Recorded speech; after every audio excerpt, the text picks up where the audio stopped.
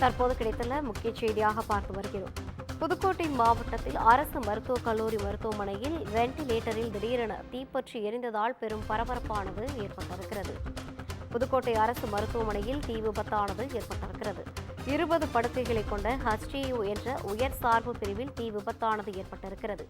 நோயாளிகள் இல்லாத நிலையில் வெண்டிலேட்டர் இயந்திரம் மட்டும் தொடர்ந்து இயங்கி வந்ததால் இந்த தீ விபத்து ஏற்பட்டிருக்கலாம் என தகவல் கிடைத்துள்ளது. வெண்டிலேட்டர் கருவி தீப்பற்றி எரிந்து அந்த பகுதி முழுவதும் கரும்புகை சூழ்ந்ததால் மருத்துவமனையில் பரபரப்பு ஏற்பட்டது.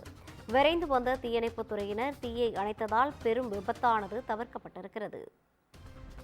தற்போது கிடைத்துள்ள முக்கிய செய்தியாக பார்த்து வருகிறோம்.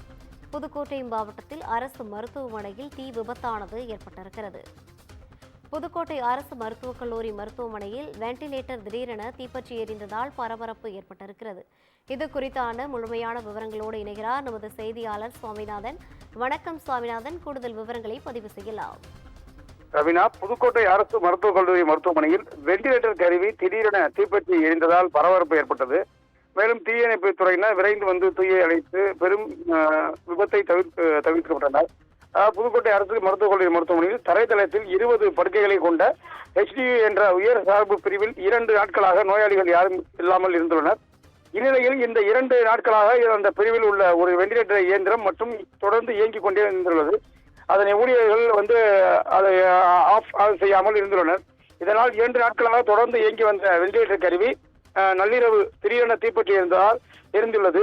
இதனால் அந்த வார்டு பகுதி முழுவதும் கரும்புகை சூழ்ந்ததால் பெரும் பரபரப்பு ஏற்பட்டுள்ளது. இதனை அடுத்து தீயணைப்பு துறையினர் விரைந்து வந்து தீயை அணைத்ததால் பெரும் விபத்தும் தவிர்க்கப்பட்டுள்ளது. நல்வாய்ப்பாக அந்த கட்டிடத்தில் நோயாளிகள் யாரும் இல்லாததால் உயிர் சேதம் தவிர்க்கப்பட்டுள்ளது. இதையடுத்து சம்பவ இடத்தில் டீன் மற்றும் அதிகாரிகள் விரைந்து வந்து ஆய்வு செய்து எதனால் இந்த சம்பவம் ஏற்பட்டது என்று தொடர்ந்து ஆய்வு செய்து வருகின்றனர். மேலும் இந்த கருவி தீப்பற்றி எரிந்து இந்த பகுதி முழுவதும் கரும்புகை சூழ்ந்ததால் மருத்துவமனையில் இருந்த நோயாளிகளிடையே பெரும் பரபரப்பு ஏற்பட்டுள்ளது. ரவினா, கூடுதல் விவரங்களை வழங்கியமைக்காக நன்றி சுவாமிநாதன்.